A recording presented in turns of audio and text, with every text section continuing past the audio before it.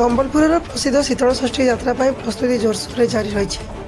ମଙ୍ଗଳବାର ମା ସମଲେଶ୍ୱରୀ ମନ୍ଦିର ପରିସର ସୂଚନା କେନ୍ଦ୍ରରେ ଆୟୋଜିତ ଏକ ଖବରଦାତା ସମ୍ମିଳନୀରେ ବଡ଼ ବଜାର ଶୀତଳେଶ୍ୱର ଶୀତଳଷଷ୍ଠୀ ଯାତ୍ରାର ପ୍ରସ୍ତୁତି ସମ୍ପର୍କରେ ଯାତ୍ରା କମିଟି ପକ୍ଷରୁ ସୂଚନା ଦିଆଯାଇଛି। କମିଟିର ରାମଦାସ ପଣ୍ଡା ପ୍ରସ୍ତୁତି ସମ୍ପର୍କରେ ସୂଚନା ଦେଇ କହିଛନ୍ତି, ବଡ଼ ବଜାର ଶୀତଳେଶ୍ୱର ବାବାଙ୍କ ଶୀତଳଷଷ୍ଠୀ ଯାତ୍ରା ଚଳିତ ବର୍ଷ 23 ବର୍ଷରେ ପଦାର୍ପଣ କରିଛି। ତେଣୁ ଯାତ୍ରାକୁ ଅଧିକ ଆକର୍ଷଣୀୟ ଏବଂ ଭବ୍ୟ କରିବା ପାଇଁ କମିଟି ପକ୍ଷରୁ ପ୍ରାୟ 39-40 ଲକ୍ଷ ଟଙ୍କାର ବଜେଟ୍ ବ୍ୟବସ୍ଥା କରାଯାଇଛି। ଗଣମାଧ୍ୟମକୁ ସୂଚନା ଦେଇ କମିଟିର ସମ୍ପାଦକ ଜଣାଇଛନ୍ତି, ଚଳିତ ବର୍ଷ ମୋଟ 22ଟି ପ୍ରମୁଖ ସାଂସ୍କୃତିକ କାର୍ଯ୍ୟକ୍ରମ ଏବଂ ନୃତ୍ୟ ଦଳ ଯାତ୍ରାର ମୁଖ୍ୟ ଆକର୍ଷଣ ସାଜିବେ। ବଲାଙ୍ଗୀରର କାଳିକା ନୃତ୍ୟ, ହୁଡ଼ୁ, ବାଉଁଶ ଏବଂ ଗୁଡ଼ା ନୃତ୍ୟ, ରଣପା ନୃତ୍ୟ, ପଞ୍ଜାବୀ ଢୋଲ, ମଲ୍ଲିକିଲିଆ ନାଚ, ଲେଡିଜ୍ ବ୍ୟାଣ୍ଡ ଏବଂ ଅମ୍ବିକାପୁରର ସମ୍ବଲପୁରୀ ନୃତ୍ୟ ଆଦି ସହ ବିଶେଷ କରି ଚଳିତ ବର୍ଷ ବାବାଙ୍କ ପ୍ରିୟ ଉଜ୍ଜୟିନୀରୁ ଡମରୁ ବାଦକ ଦଳ ଆସୁଥିବା ବେଳେ ଏଥିରେ ପ୍ରାୟ 40-50 ଜଣ ଶିଳ୍ପୀ ଅଂଶଗ୍ରହଣ କରିବେ। ଏହା ସହ କୁଚିଣ୍ଡାର ଅଘୋରୀ ନୃତ୍ୟ ଏବଂ ଚଳିତ ବର୍ଷ ପ୍ରଥମ ଥର ପାଇଁ ରାଉରକେଲାରୁ ରାଧାକୃଷ୍ଣଙ୍କର ଏକ ସ୍ୱତନ୍ତ୍ର ନୃତ୍ୟ ଦଳ ନୂତନ ଆକର୍ଷଣ ସାଜିବେ। ଭୁବନେଶ୍ୱର, ରାଉରକେଲା ଏବଂ ଆସାମରୁ ବିଭିନ୍ନ ପାରମ୍ପରିକ ଚଳିତ ବର୍ଷ ମୁଦିପଡ଼ାର ସୁବୋଧ ପଟେଲ ଏବଂ ତାଙ୍କ ଧର୍ମପତ୍ନୀ ଧରିତ୍ରୀ ପଟେଲ ବାବାଙ୍କ କନ୍ୟା ପିତା ଏବଂ ମାତା ଭାବେ ଦାୟିତ୍ୱ ନିର୍ବାହ କରୁଥିବା ବେଳେ ବରପିତା ମାତା ଭାବେ ଜଗଦୀଶ କାଡ଼ୋନିଆ ଏବଂ ସେହିପରି ଅଗ୍ରୱାଲ ଦାୟିତ୍ୱ ତୁଲାଉଛନ୍ତି। ଆସନ୍ତା ଜୁନ୍ 17 ତାରିଖ ସନ୍ଧ୍ୟା 7:30 ବାବାଙ୍କ ରୁଦ୍ରାଭିଷେକ ଏବଂ ଅନ୍ୟାନ୍ୟ ରୀତିନୀତି ଆରମ୍ଭ ହେବ। ଜୁନ୍ 19 ରାତି 11ରେ ବାବାଙ୍କ ମୁଖ୍ୟ ବରଯାତ୍ରୀ ଶୋଭାଯାତ୍ରା ବାହାରିବ।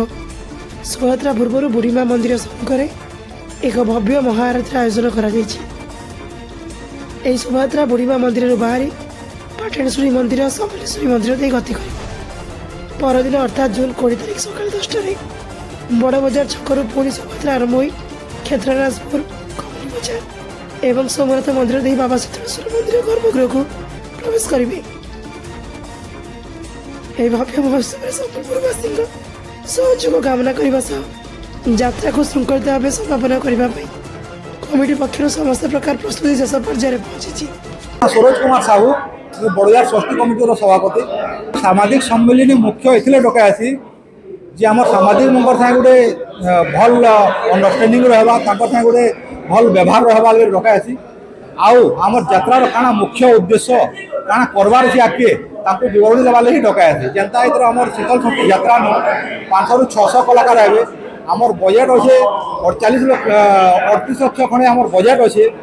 আমার যাত্রা এথর যেটা 5টা স্টেট আসবে সে সব জানাবার লাগি আমি মুখ্য উদ্দেশ্য আমার প্রেস বার্তা ডকায়েছি।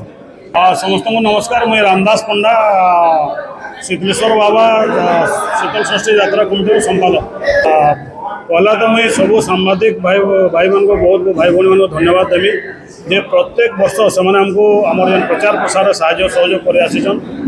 चलित वर्ष आम 23 वर्ष जेन यात्रा पदार्पण करते आम काଣା कर्म केते बजेट हवा से विषय विस्तृत आपण मान माध्यम पब्लिक के जनावार आज आम सामाजिक सम्मेलन पूरा चांदी मेढ़ टाइप पूरा एकदम बहुत सुंदर प्रवाह करा।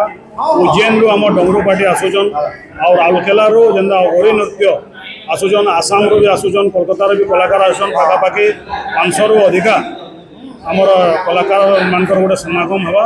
आम आपण जनसाधारण अनुरोध करूँ आसुन ये भव्य आमर जेन ऐतिहासिक शीतल षष्ठी यात्रा आपण मैंने उपभोग।